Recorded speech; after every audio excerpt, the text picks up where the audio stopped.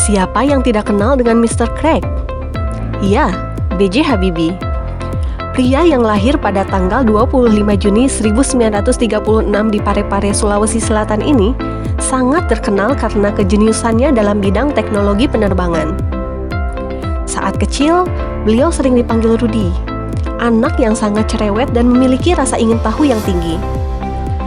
Menurut Habibie, ada 3 karakter yang mesti dimiliki oleh manusia, yaitu kebudayaan, agama, serta pendidikan.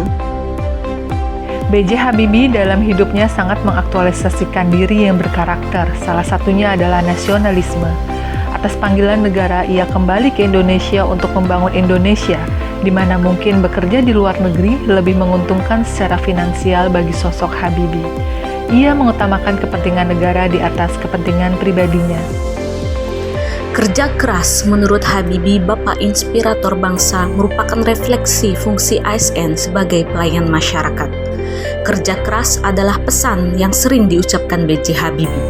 Katanya, jika orang tak bekerja, ia akan mati, seperti sepeda yang berhenti jika dikayuh.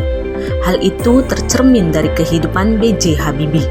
Ia bisa dibilang adalah seorang penggila kerja yang kerap bekerja hingga larut malam.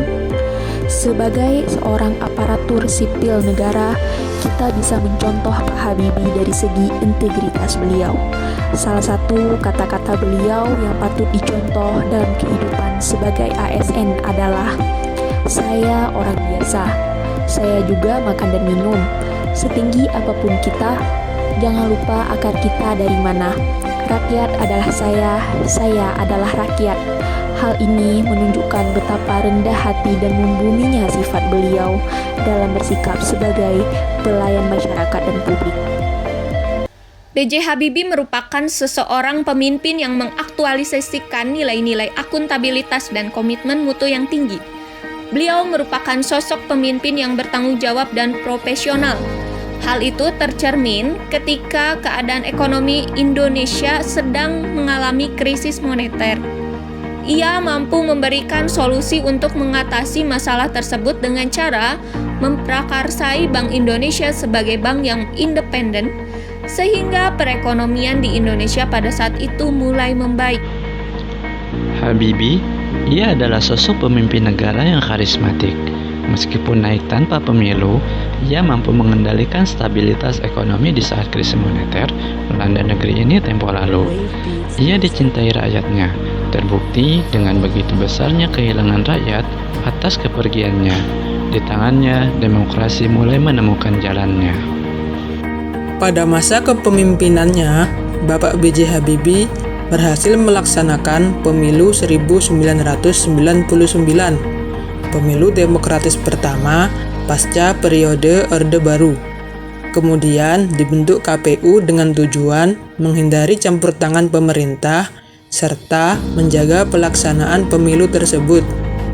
Hal ini menunjukkan bahwa beliau sangat menjunjung nilai akuntabilitas, di mana pemerintahan harus dilaksanakan secara transparan dan dapat dipertanggungjawabkan akuntabilitasnya secara penuh. Bapak B.J. Habibie itu merupakan sosok yang sangat menginspirasi banyak orang. Utamanya yang paling banyak semua orang sudah pasti tahu adalah cinta kasih beliau terhadap istri tercintanya, yaitu Ibu Ainun.